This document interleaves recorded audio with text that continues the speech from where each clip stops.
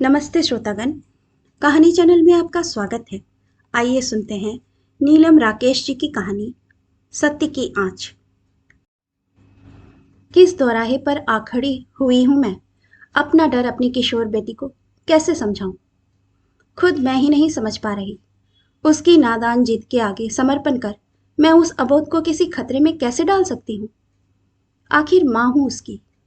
ऐसे में अनंत का यहाँ ना होना मुझे बहुत अकेलेपन का एहसास दिला रहा है। नारी इतनी मजबूर क्यों होती है, आखिर क्यों। मेरी विचार श्रृंखला को तोड़ती हुई इप्सिता की वाणी मेरे कानों में प्रविष्ट हुई। मम्मी, आप यहाँ इत्मीनान से बैठी हैं और मैं कितनी परेशान हूँ। आप समझती क्यों नहीं मम्मी, मैं उन लोगों से वादा कर चुकी हूँ। इप्सिता पुनः मुझे मनाने का प्रयास करने लगी। Please mummy.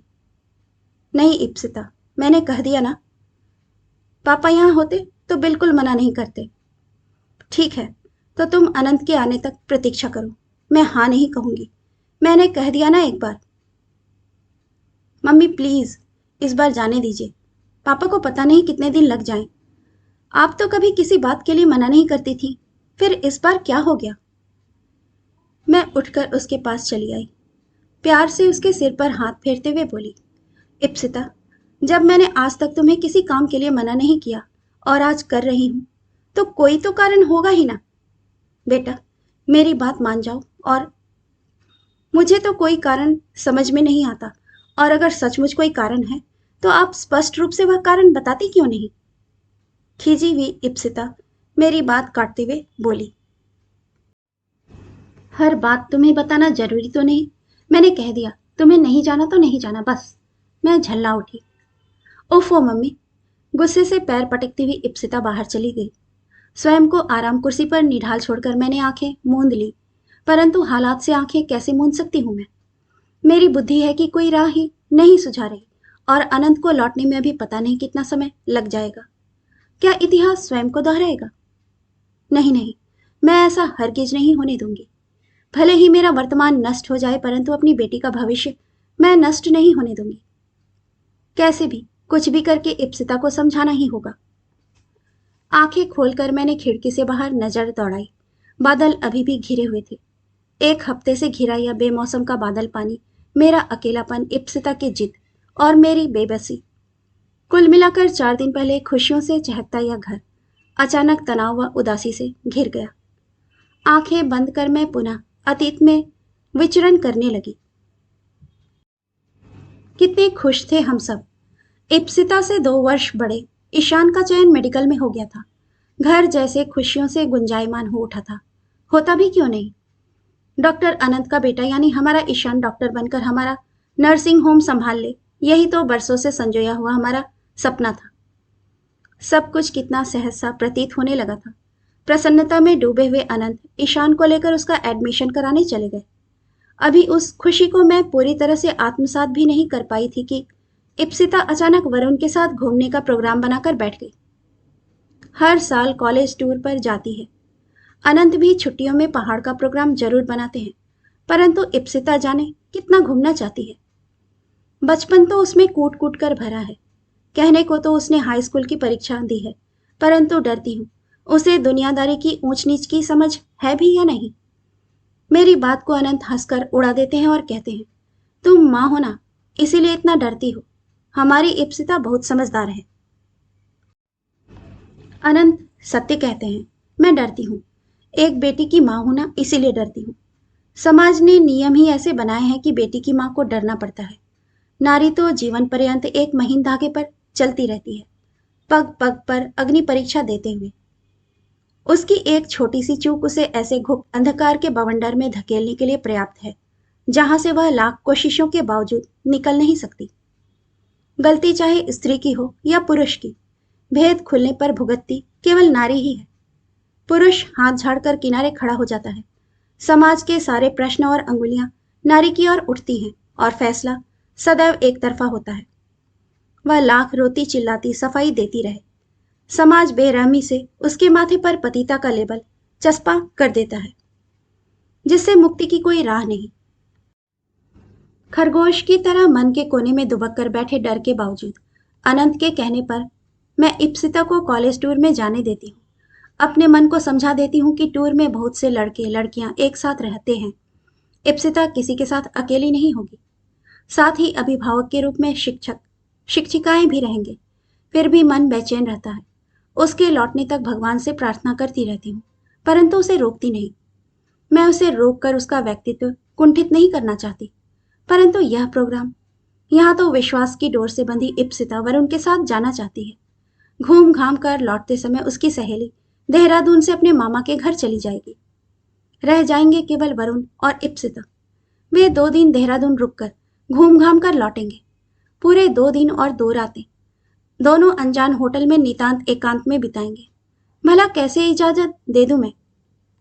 नादान लड़की जानती नहीं कि यौवन के उफान के आगे विश्वास मोम की तरह पिघलकर बह जाता है और रह जाता है सिर्फ पछतावा और जीवन पर्यंत का अपराध बोध।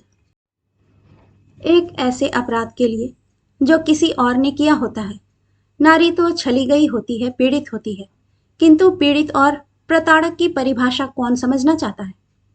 उसे तो नारी होने के कारण इस अत्याचार को दिल में छुपाकर नासूर की तरह पालना होता है। हर पल मुस्कुराते हुए, कर्तव्य निभाते हुए तिल तिल कर मरना होता है। पति शक्की स्वभाव का मिल जाए तो हर पल डर डर कर जीना होता है कि अतीत के काले राज पर से पर्दा ना उठ जाए, और पति विश्वासी मिल जाए तो हर पल इस एहसास के साथ जीना होता है कि उस सरल हृदय व्यक्ति के विश्वास को छला जा रहा है। इस दर्द को मुझसे बेहतर कौन समझेगा? इप्सिता की आवाज से मेरी विचार श्रृंखला भंग हो गई। मम्मी! बेचैन इप्सिता मेरे पास आकर पुकारने लगी। मम्मी! मैं सुन रही हूं, बोलो। मैंने आंखें खोल दी। आपने क्या फैसला किया? तुम जानती हो मेरा फैसला नहीं बदलेगा। ठीक है, तब फिर आपको वो कारण बताना होगा जिसके कारण आप मुझे नहीं भेज रही हैं। इप्सिता! मेरी आवाज ऊंची हो गई। मैं कारण जाने बिना नहीं रहूंगी मम्मी। इप्सिता के स्वर से झांकता विद्रोह मुझे अंदर तक हिला गया। काश अनंत इस पल यहां होते। एक गहरी नजर से इप्सिता को तौलते हुए मैंने स्वयं को उसका जवाब देने के लिए तैयार कर लिया। सत्य की जिस आस से मैं आज तक अपने परिवार को बचाए रही, अगर तुम चाहती हो कि हम सब उसमें झुलस जाएं, तो ठीक है, सुनो। हाँ, जरूर सुनाओ भाई। लो, एक श्रोता और आ गया, लेकिन पहले एक कप गर्मा गर्म चाय हो जाए। कमरे के अंदर घुसते हुए अनंत ने मेरे अंतिम शब्द का सूत्र पकड़ा। अनंत, ठीक समय पर आए। हो गया एडमिशन? मैंने राहत की सांस ली। अब अनंत सब संभाल लेंगे। मेरा तनाव छटने लगा। हाँ, हो गया। इत्मीनान से बैठते हुए अनंत बोले। विषय का इस तरह परिवर्तित होना इप्सिता को नहीं भा रहा था। चाय बाद में पापा, पहले मेरा फैसला होगा। पिता की लाडली मचल उठी। ठीक है, जैसा मेरी बिटिया का हुक्म।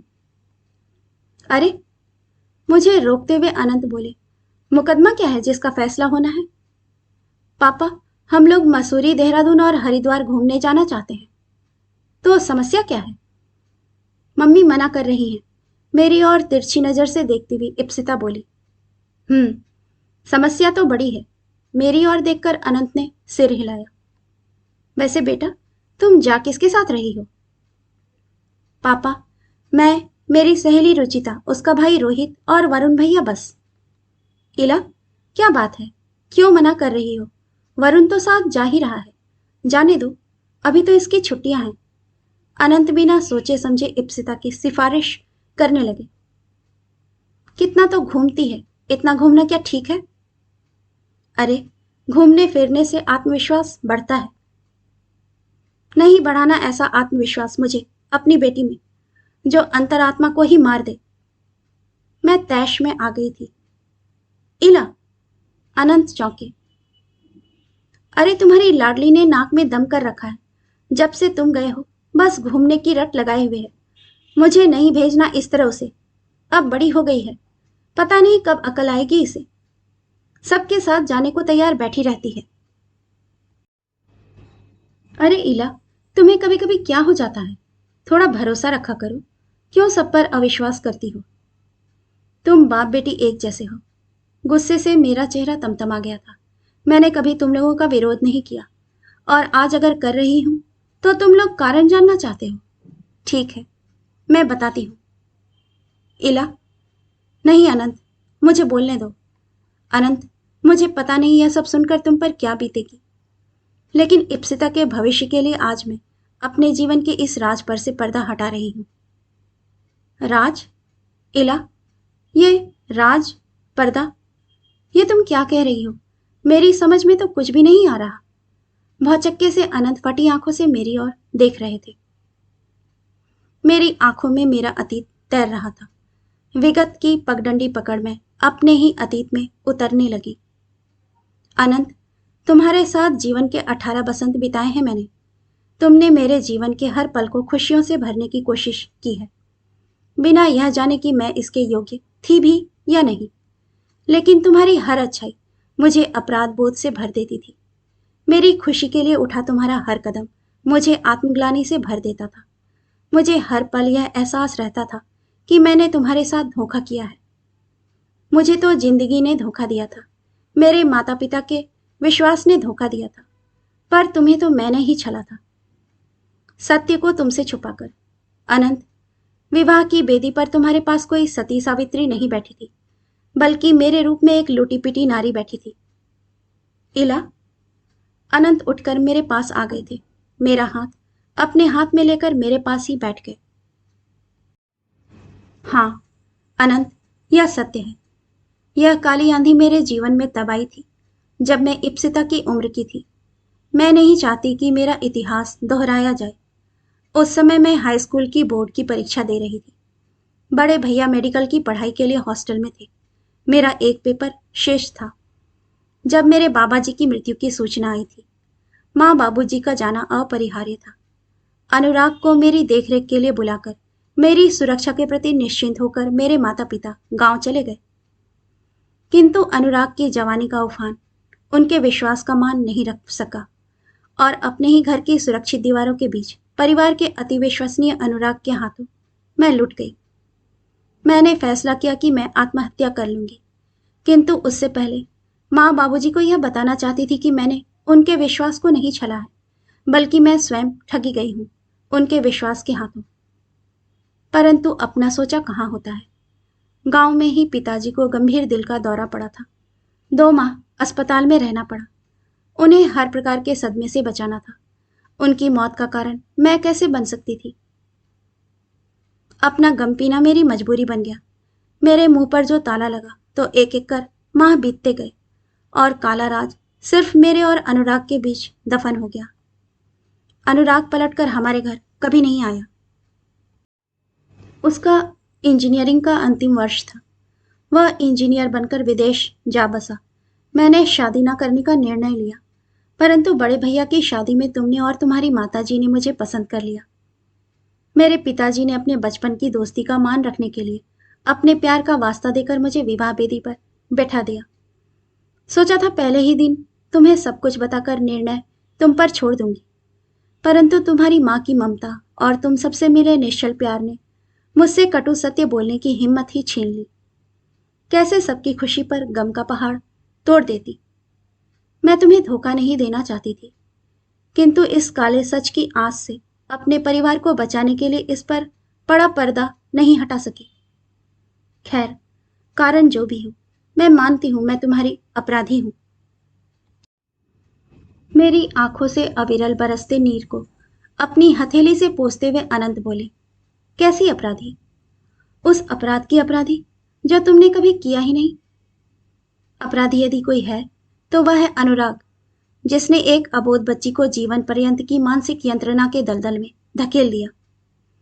और अपराधी यदि कोई है तो वह हूं मैं, तुम्हारा पति, जो 18 साल में अपनी पत्नी को यह विश्वास भी नहीं दे सका कि कोई सच, कोई आंच ऐसी नहीं जो मेरे प्यार को तुम्हारे लिए कम कर सके। मैं अनंत के हाथ का कसाव अपने कंधे पर महसूस कर रही थी। उनके प्यार की उष्मा मेरे अंदर प्रविष्ट हो रही थी, किंतु मेरे आंसू थम नहीं रहे थे। इला, यह पवित्रता और अपवित्रता तो पुरुषों का अपनी सुविधा के लिए बनाया हुआ शब्द है। असली पवित्रता तो मन की है, जिस पर अपना वश है। शरीर के साथ जो घटता है वह दुर्घटना है, जो किसी के साथ कभी भी घट सकती है। तुमने मुझे कोई धोखा नहीं दिया। तुमने पवित्र मन से मुझे इतना प्यार दिया है कि मुझे तुमसे कोई शिकायत नहीं। इस बीती बात को एक बुरा सपना समझकर भूल जाओ। काश तुमने यह सब मुझे पहले बता दिया होता। कितनी मानसिक पीड़ा से बच गई होती तुम। मन की पीड़ा अनंत की आंखों में छलक आई थी। I am sorry mummy. डबडबाई आंखों के साथ इप्सिता ने आकर अपना सिर मेरी गोद में रख दिया। इप्सिता के सिर पर स्नेह से हाथ फेरते हुए अनंत बोले, इला, अपनी बेटी को लेकर तुम्हारी चिंता मैं समझ सकता हूँ, लेकिन हम अनुराग जैसे किसी गलत व्यक्ति पर विश्वास करने की भूल कभी नहीं करेंगे। हम किसी गैर के साथ इप्सिता को कभी नहीं भेजेंगे, परंतु तुम्हारे मन से इस डर का निकलना जरूरी है। एक दुर्घटना के कारण सब पर अविश्वास करना तो ठीक नहीं है ना। वह जिन लोगों के साथ जाना चाह रही है, उनमें से एक तुम्हारे भाई का बेटा है, यानी इप्सिता का ममेरा भाई।